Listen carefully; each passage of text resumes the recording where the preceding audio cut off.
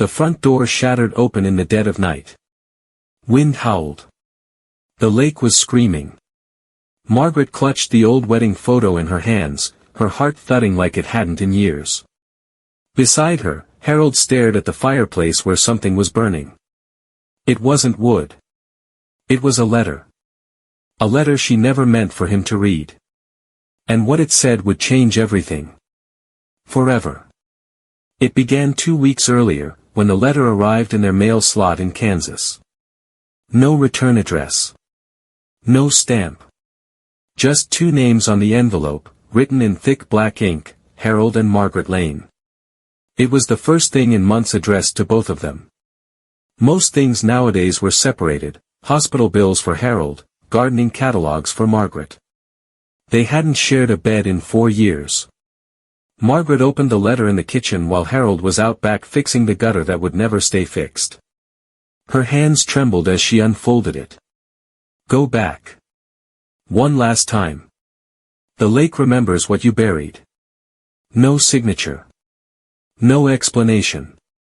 But she knew. And so did Harold when she showed it to him that evening, her lips tight, eyes hollow. He stared at it for a long minute. Then nodded once. And that was that. 50 years earlier, they'd come to Lake Harrow for their honeymoon, a small wooden cabin tucked into a pine-covered bluff, with a dock that groaned when you walked on it and water so black it swallowed the sky. They'd come by bus back then, her in a borrowed dress, him with a flask of borrowed courage.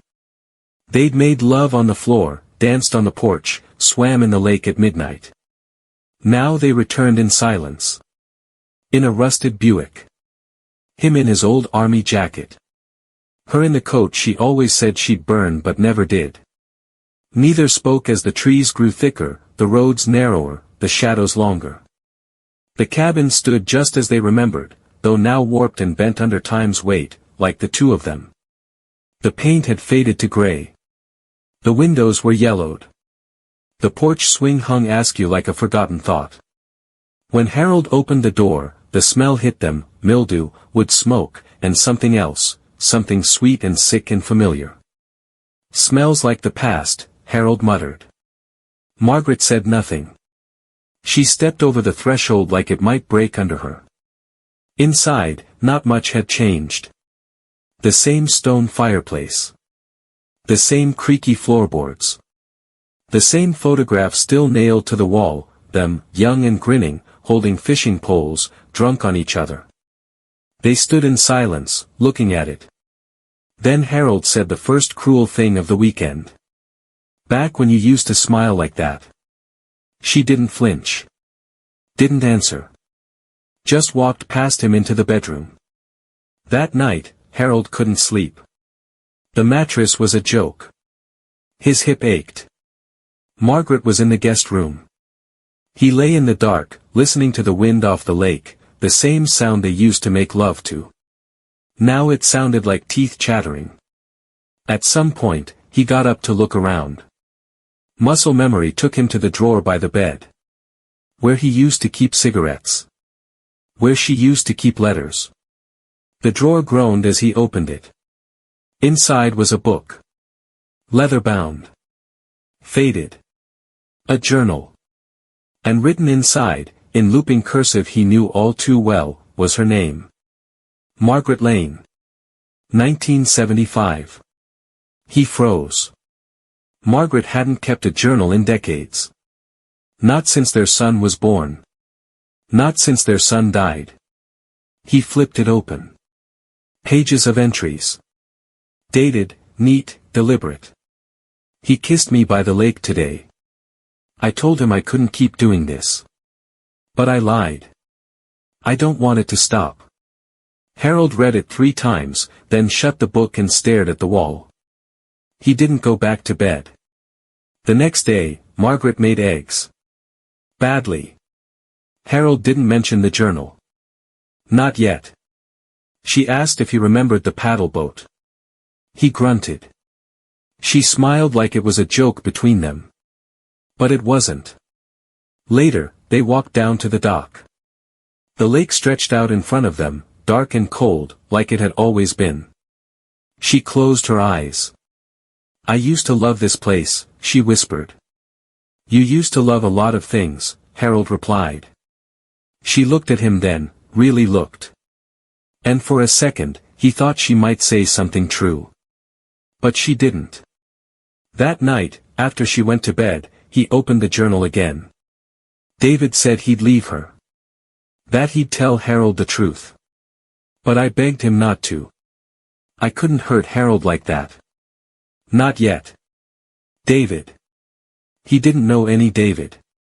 But Margaret sure as hell did. Harold stared at the words until they blurred. Until the lamp beside him flickered once, twice, and went out. He didn't sleep again. At 3:17 a.m., he heard the music. A soft tune, like a lullaby played on a toy piano. It came from the living room. Harold stood slowly, his joints groaning like old floorboards. He shuffled toward the sound. It grew louder. There, on the mantel, sat a music box. Wooden. Painted red. With two figurines, a man and a woman, dancing endlessly in circles. He didn't recognize it. He touched it. It stopped. Behind it, tucked between two books, was an envelope. He opened it.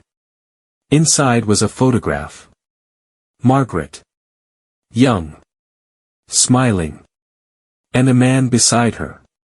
Dark hair. Tall. Lean. Not Harold. On the back, scrawled in shaky cursive, Lake Harrow, Summer 75. Yours forever, D. Harold stood there, staring at it, long after the music stopped. The next morning, he didn't speak to her. Just watched her from across the table.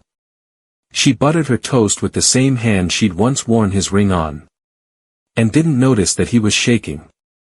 But Margaret noticed later, when he confronted her with the photo. When his hands trembled as he held it out. When his voice cracked and he asked, "Who the hell is David?" She didn't deny it. She didn't cry. She didn't explain. She just said, "I told him I loved you. I meant it." Harold dropped the photograph into the fireplace. Watched it curl and blacken. Then he went out to the dock alone.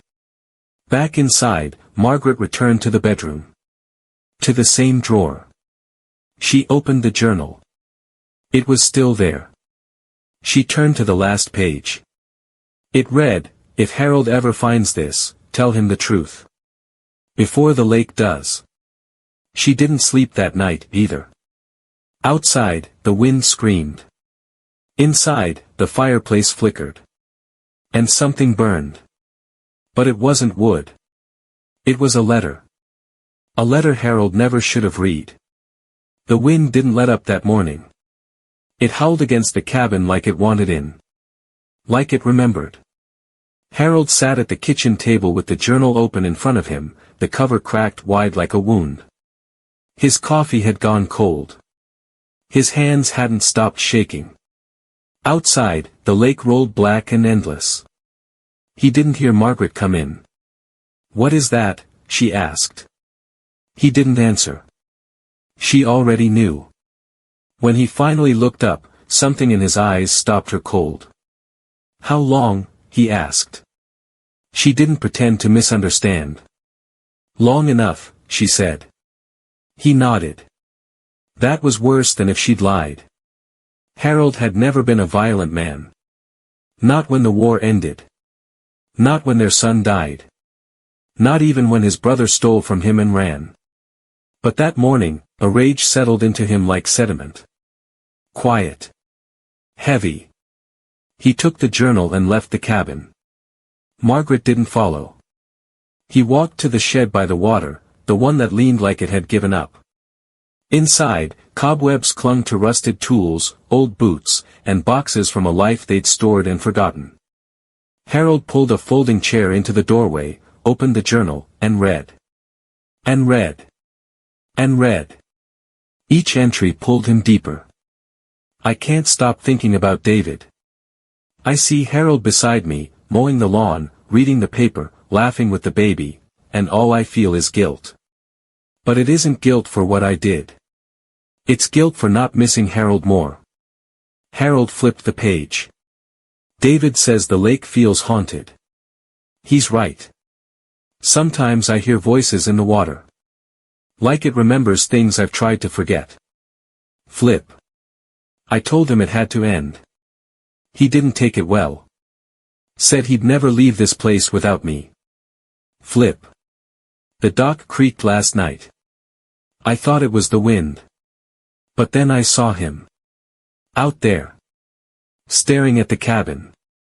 I didn't go to him. I didn't go. Harold stared at the last page for a long time. This is the last time I'll write. I buried the ring under the floorboards in the bedroom closet. I told Harold it was nothing, just a dream. But it wasn't. It was David. And he was real. He closed the journal. Sat in silence. Then stood. He didn't go back to the cabin right away. He walked down to the dock.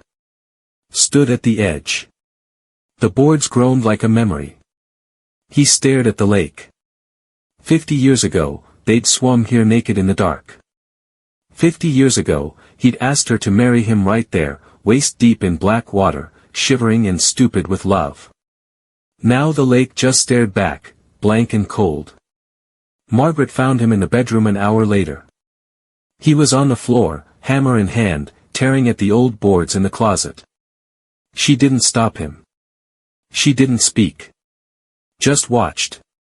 He pulled 3 boards before he found it, a small velvet box, wrapped in wax paper. Inside was a ring. Not hers. Not his. A man's wedding band, scratched and dull. Harold turned it over. Inside was an engraving. To M, forever, D. He didn't look at her. He stood, walked past her, and out the door. Margaret sat down on the bed. And cried for the first time in 10 years.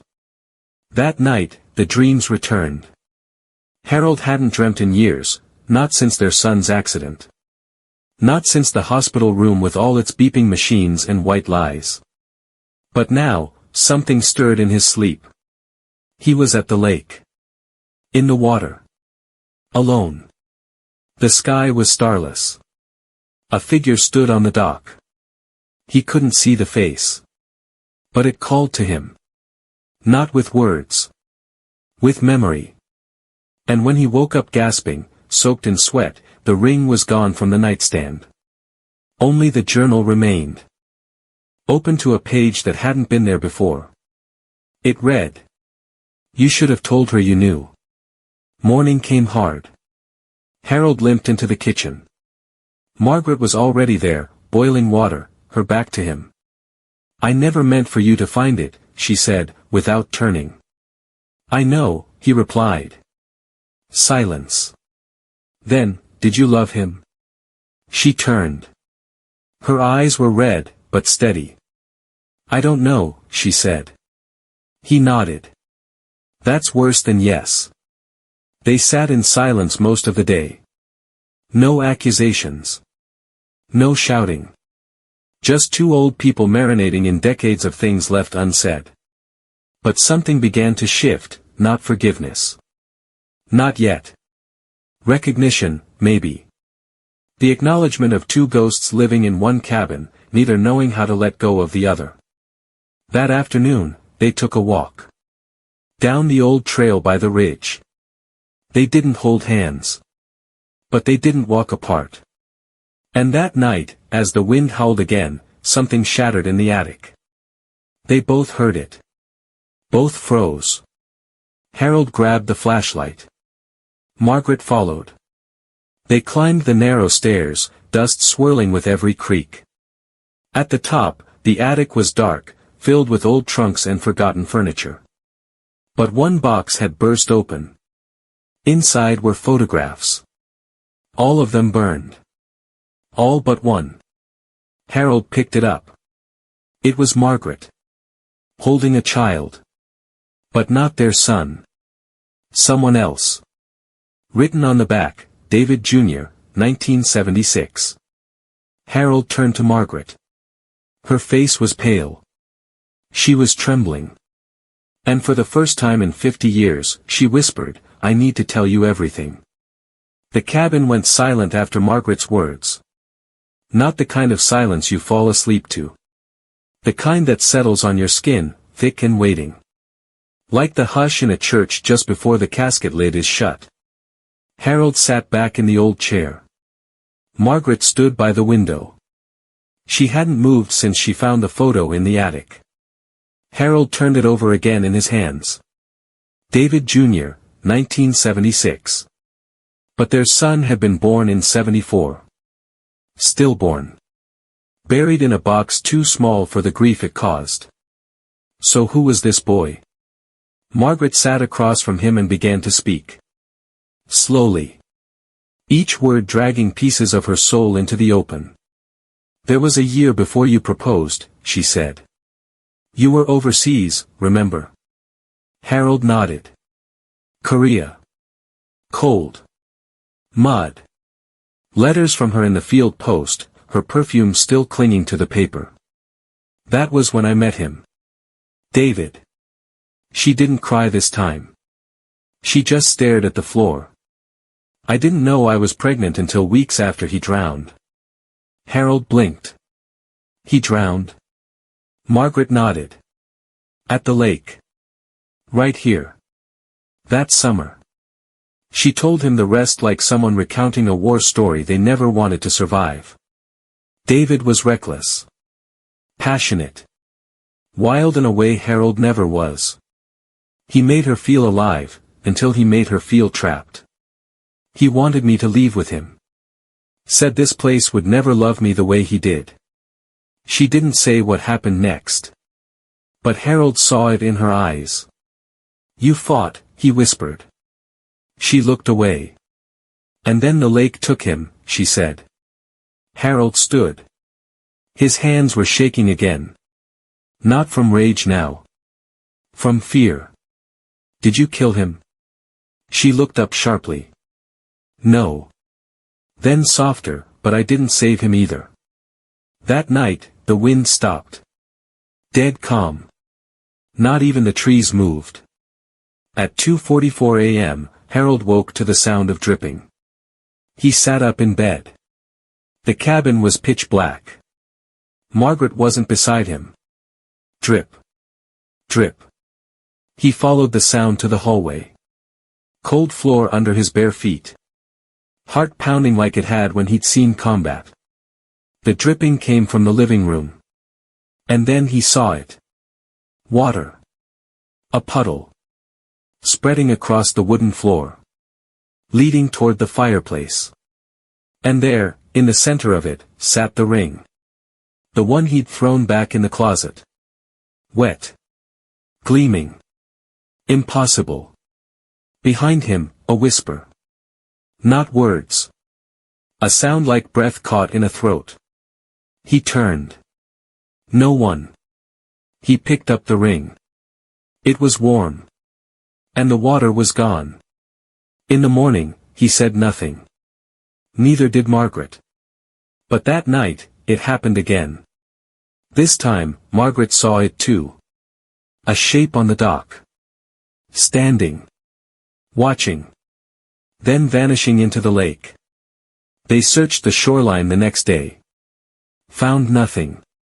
But that night, it happened again. The shape.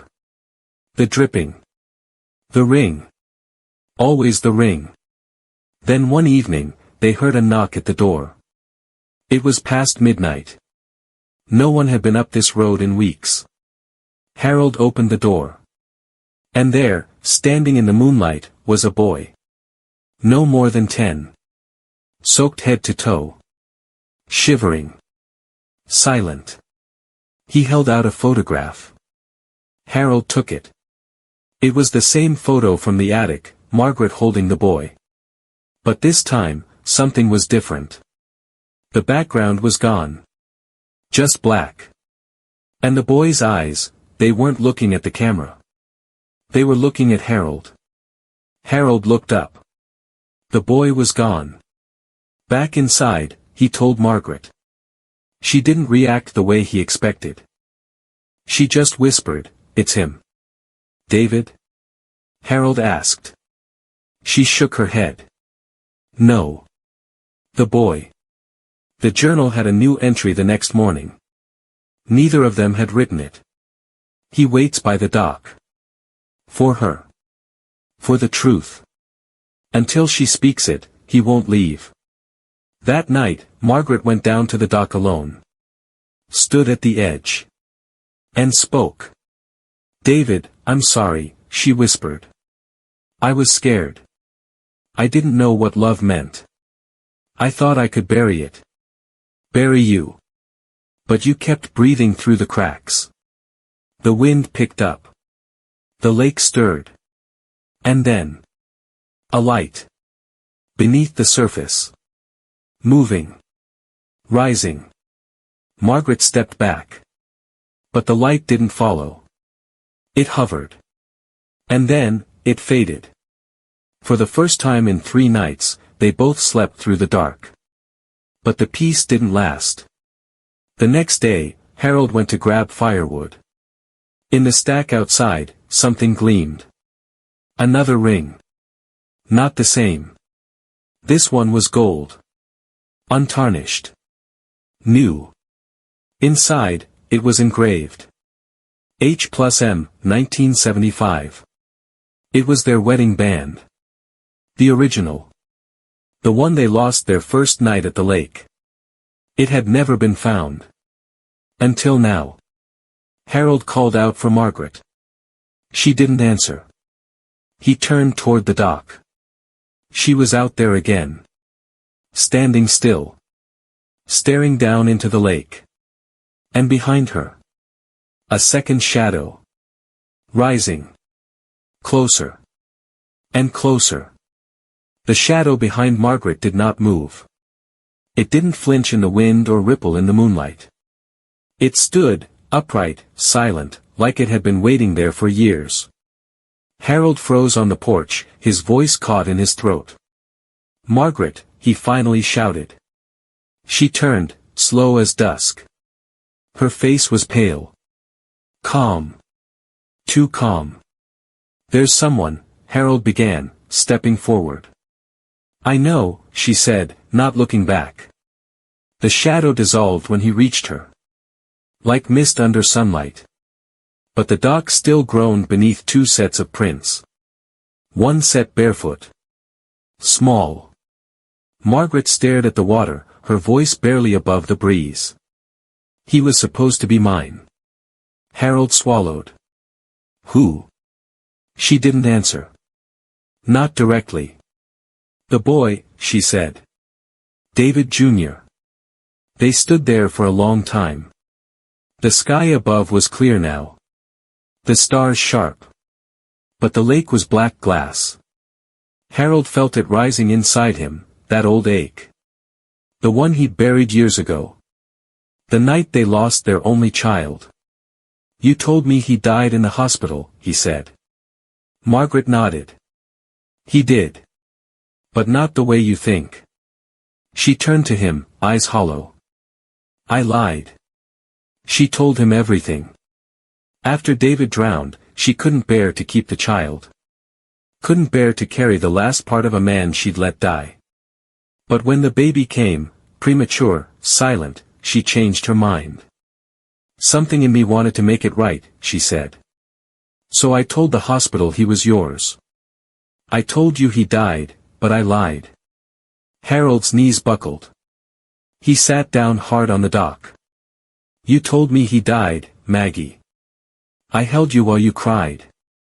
I know. You let me blame myself. You let me grieve a son I never even had." Margaret dropped to her knees beside him. Tried to touch him. He pulled away. They didn't speak the rest of the night. Back inside, Harold stared at the fireplace, the ring still clutched in his hand. Their ring. The one they'd lost that first night, after a bottle of wine and too much hope. It had found its way back to them. Or something had brought it back. He turned to her finally, his voice a low scrape. Why now? Margaret looked up. What? Why come back here, he said. Why the lake? Why the letter? She hesitated. Then stood. Walked into the kitchen. She returned with a second envelope. Unopened. Addressed in the same black ink. Harold took it. Opened it.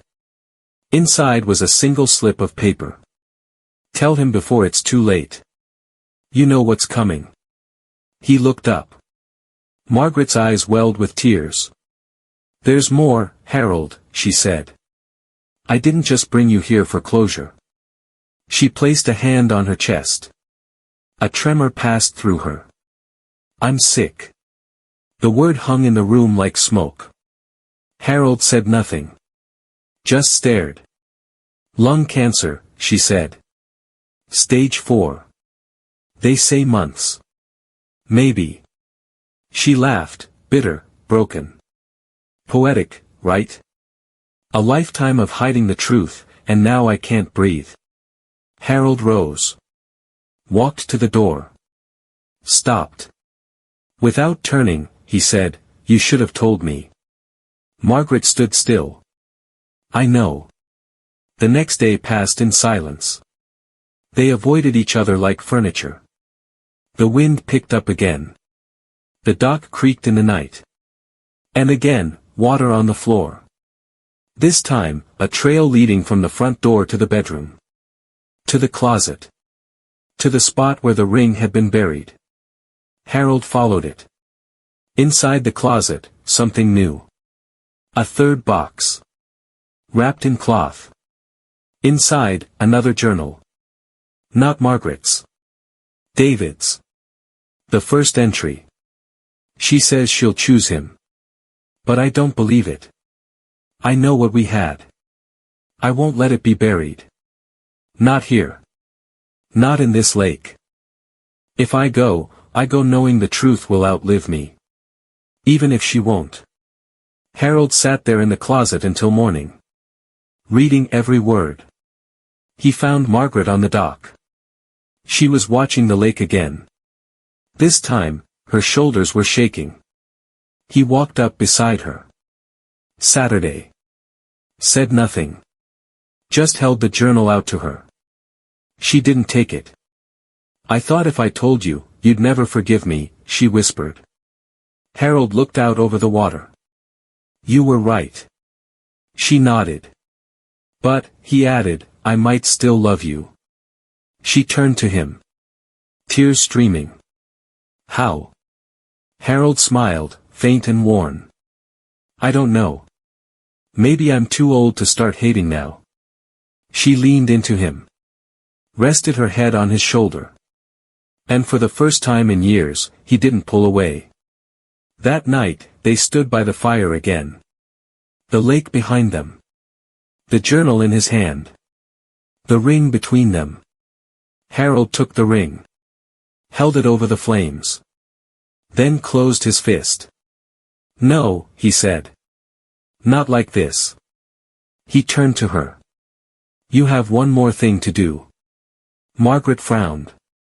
What? He pointed to the dock. To him. Together, they walked down the dock. To the edge. The wind was calm now. The water still. Margaret took the ring from Harold's hand. Kissed it once. Whispered something too soft to hear. Then let it fall. It hit the water without a sound. And vanished. The wind shifted. The lake rippled. And something beneath the surface blinked once, like a light going out. Harold looked at her. She looked at him. And in that moment, 50 years of pain cracked. But didn't break. They walked back to the cabin. Hand in hand. And that night, Margaret slept. Truly slept. For the first time in decades. But Harold stayed awake. He had one more secret. And not much time left to tell it. The sky was the color of old bruises. Harold sat alone on the dock, wrapped in his coat, watching the fog drift across the lake like ghost breath. The ring was gone. So was the journal. Margaret was still asleep. In his hand was a letter. Not the one from David. His. To her. He folded it once. Slid it into the inside pocket of his coat. Then closed his eyes. When Margaret woke, the fire had died. The bed beside her was cold. She called his name once. Twice. No answer. She found him on the dock. Sitting upright. Still. Eyes closed. And when she touched his shoulder, she knew. He was gone. There was no drama. No storm.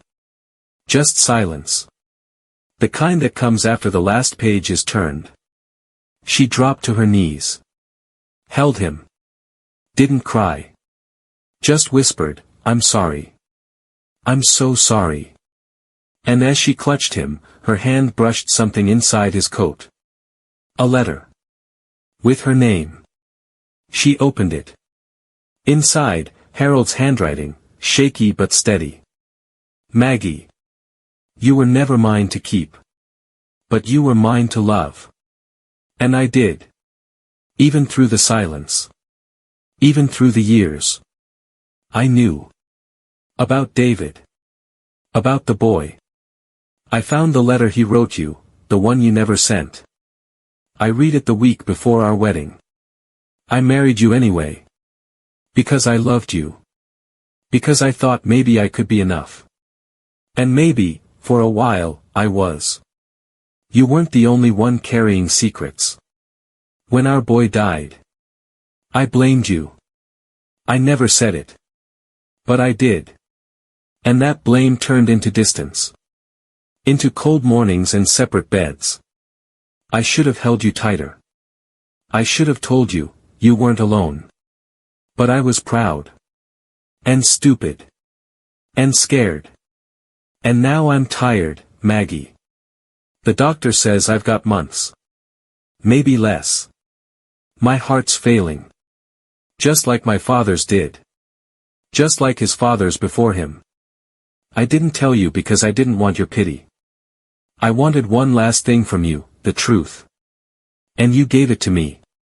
So here's mine. I forgive you. Not because you deserve it. But because I still love you. Even now. Especially now. Throw my ashes in the lake. With his. Let the past sink. And then live. You've got more time, Maggie. Don't waste it waiting. And when you see me again, if there's a God, and he's kind, bring my ring. The one we lost. The one the lake gave back. I'd like to wear it again. Yours. Harold. The letter fell from her hands. The wind caught it. Lifted it off the dock. Carried it over the water. And just as it began to fall, into the lake, into the deep, the sun broke through. For the first time in days. It hit the surface in gold and fire. And the letter disappeared. The funeral was small. Just Margaret, the lake, and a box of ashes. She said nothing. Only scattered him where the fog had once whispered. Where the dock had once groaned under a younger man's knees. Where the ghosts had finally gone quiet. Weeks passed. Then months. Margaret stayed at the lake house. Alone. But not lonely. She fixed the porch swing. Repainted the windows. She even laughed once, when the toaster caught fire and nearly burned her toast. Sometimes, at night, she would walk down to the dock. Talk to the water. Ask it to remember. And sometimes, just sometimes, it answered. With a breeze. A ripple. A memory. And then came spring. Birdsong. Wildflowers. Letters from their niece in Georgia. A visit from the postman, who said he remembered her from way back. And one morning, Margaret looked in the mirror and saw someone she almost recognized. Someone not weighed down by secrets anymore. She found the old ring in the drawer. Harold's ring. Slipped it on her finger. And smiled. Before she left the lake for good, she would, one day, when the time was right, she wrote a note. Tucked it into the same drawer. For whoever came next. It said. This place remembers. But it also forgives. Let it. And if you hear footsteps at night, or see lights on the water, don't be afraid. Some loves never leave. They just wait. Write in the comments where you're from, let's see how far these stories can spread. And of course, subscribe so you don't miss new exciting stories. See you soon.